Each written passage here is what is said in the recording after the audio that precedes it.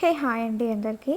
Quick and tasty fish fry మనం super ఈజీగా ఎలా ప్రిపేర్ చేసుకోవాలో చూసేద్దాం. వంట రాని వాళ్ళు కూడా ఈజీగా చేసుకునే ఒక మంచి రెసిపీ ఇది. ఎక్కువ శ్రమ లేకుండా ఇంట్లో ఉండే వాటితోనే ఈజీగా మనం ఎలా చేసుకోవాలో చూసేద్దాం. సో మీరు కనుక నా ఛానల్ని ఫస్ట్ టైం విజిట్ చేస్తే please do subscribe and click on the bell icon. మేమైతే మార్నింగే ఫిష్ మార్కెట్కి అయితే వచ్చేసాము. ఇది వచ్చేసరికి రాజమండ్రి జాంపేట్ ఫిష్ మార్కెట్ అండి. సో రాజమండ్రిలో ఉండే వాళ్ళకి అందరికీ తెలుస్తుంది, చాలా ఫేమస్ ఇది.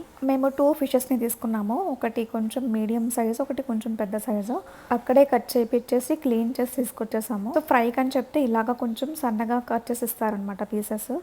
సో మేము ఫ్రై ఎక్కువగా తింటాం కాబట్టి కొంచెం ఫ్రైకి ఎక్కువ పీసెస్ కట్ చేయించుకున్నాము. పీసెస్ని అయితే మేము సపరేట్ చేసుకున్నాము, కర్రీకి వేరేగా అండ్ ఫ్రైకి వేరేగా సపరేట్ చేసుకున్న తర్వాత ఇప్పుడైతే క్లీన్ చేసుకోవాలి. ఇక్కడ మా అత్తగారు క్లీన్ చేస్తున్నారు. రాక్ సాల్ట్ ఉంటుంది కదా, ఉప్పు తీసుకొని, సో పీసెస్ ఎడ్జెస్ ఉంటాయి, మొత్తం రౌండ్గా ఉంటుంది కదా, సో ఆ రౌండ్లో మొత్తం మీకు బ్లాక్నెస్ అనేది ఉంటుందన్నమాట.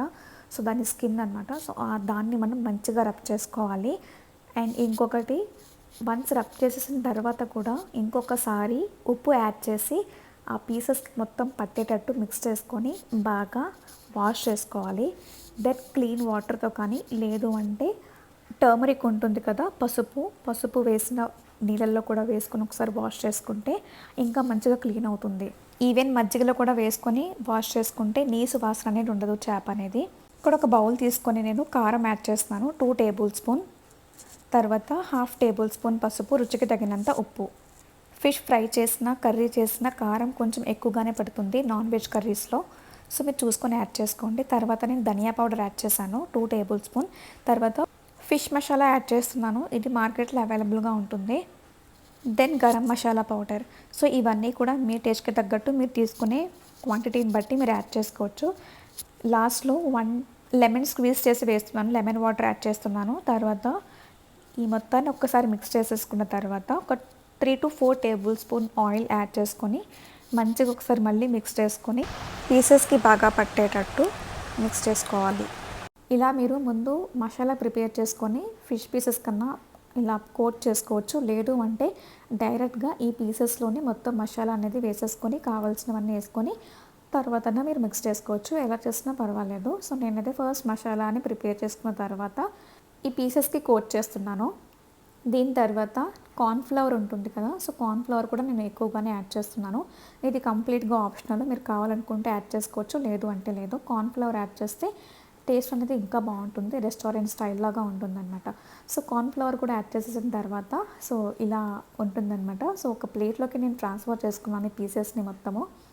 వన్స్ ఇది ట్రాన్స్ఫర్ చేసుకున్నాక లాస్ట్లో 1 టేబుల్ స్పూన్ ఇన్స్టెంట్గా ప్రిపేర్ చేసుకొని పెట్టుకున్న జింజర్ గార్లిక్ పేస్ట్ అనేది యాడ్ చేస్తున్నాను, అల్లం వెల్లుల్లి పేస్ట్. నాన్ వెజ్ కర్రీ దేనికన్నా కూడా అప్పటికప్పుడు ప్రిపేర్ చేసుకొని వేసుకున్న మసాలావే చాలా టేస్ట్ ఇస్తుంది. సో ఇప్పుడు దీన్ని క్లోజ్ చేసేసి మనం ఫ్రిడ్జ్లో పెట్టేద్దాము, మంచిగా మ్యాగ్నెట్ అవుతుంది. సో ఇలా ఫ్రై చేసుకునే ముందు మనం మ్యాగ్నెట్ చేసుకుంటే ఫిష్ కానీ చికెన్ కానీ ఏదన్నా కూడా జ్యూసీగా ఉంటుంది, టేస్ట్ అయితే అదిరిపోతుంది. ఒక 15 to 30 మినిట్స్ మనం మ్యాగ్నేట్ చేస్తే సరిపోతుంది. సో వన్స్ ఇది ఓపెన్ చేస్తే ఎంత కలర్ఫుల్గా జ్యూసీగా ఉంటుందన్నమాట. ఒకవేళ మీ దగ్గర టైం లేకపోతే మీరు డైరెక్ట్గా కోట్ చేసుకొని కూడా ఫ్రై చేసేసుకోవచ్చు. టైం ఉంటే కనుక మ్యాగ్నేట్ చేసుకోండి, చాలా టేస్ట్ బాగుంటుంది. డిఫరెన్స్ అయితే మీకు ఖచ్చితంగా తెలుస్తుంది. ఇప్పుడైతే ఒక ప్యాన్ పెట్టుకొని అది కొంచెం హీట్ అయినాక ఒక 6 to 7 టేబుల్ స్పూన్ ఆయిల్ అయితే యాడ్ చేసుకుంటున్నాను. ఆయిల్ కూడా హీట్ అయిన తర్వాత ఇక్కడ మనం పీసెస్ని యాడ్ చేసుకొని ఫ్లేమ్ని కంప్లీట్గా లో చేసేసుకొని మూత పెట్టేస్తే కనుక ఇవి మంచిగా కుక్ అవుతాయి. మీరు హైలో పెట్టేసుకుంటే మాడిపోతుంది అండ్ ఆల్సో లోపల ఫిష్ కూడా పచ్చిగా ఉండిపోతుంది అనమాట. తర్వాత కొత్తిమీర అండ్ కరివేపాకుతో గార్నిష్ చేసుకొని వేడిగా సర్వ్ చేసుకొని దీని కాంబినేషన్ కింద రసం కానీ సాంబార్ కానీ చేసుకొని తింటే అద్దరిపోతుంది. సో మీరు కూడా ఖచ్చితంగా ట్రై చేయండి. అండ్ దెన్ ఎలా వచ్చిందో నాకు కమెంట్ చేయండి. వీడియో యూస్ఫుల్గా అనిపించినట్టు కనుక ఒక లైక్ చేయండి, share with your friends and relatives. ఇంకొక వీడియోలో మరొక మంచి రెసిపీతో వచ్చేస్తే అప్పటి వరకు టాటా బాయ్, టేక్ కేర్.